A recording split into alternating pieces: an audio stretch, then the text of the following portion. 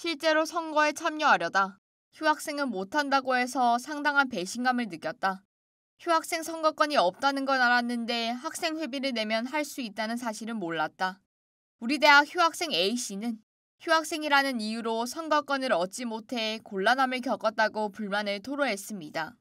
오는 26일 2025학년도 학생회 선거를 앞둔 우리 대학에서 휴학생은 투표에 참여할 수 없으나 학생 회비를 내면 투표에 참여할 수 있다는 규정을 두고 일부 휴학생들 사이에서 불만이 나옵니다.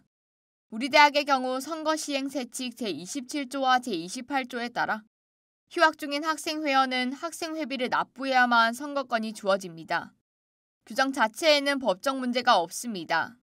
경성대 교수는 학생 자치규약에서 학생 회비를 납부하면 선거권을 회복할 수 있다는 세칙은 어느 정도의 합리성은 갖고 있는 것이라며 학교는 휴학생에게 회원으로서의 자격 조건을 부여할 수 있고 그것이 선거법에 어긋나지는 않는다고 말했습니다.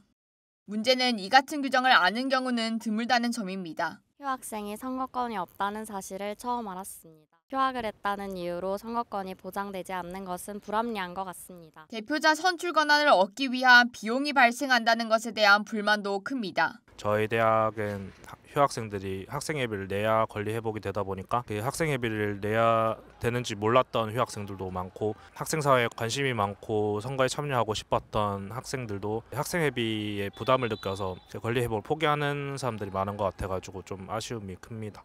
이에 보완책이 필요하다는 의견이 나옵니다.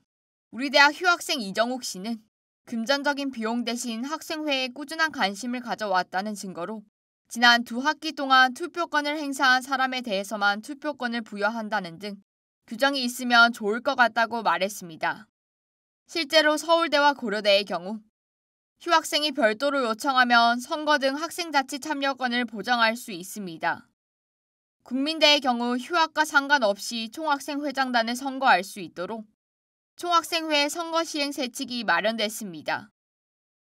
취업난으로 인해 학생회에 대한 학생들의 무관심이 여전해 휴학생에게 선거권을 부여하는 새로운 방식이 필요하다는 목소리가 더욱 설득력을 얻고 있습니다. PBS 뉴스 송채연입니다.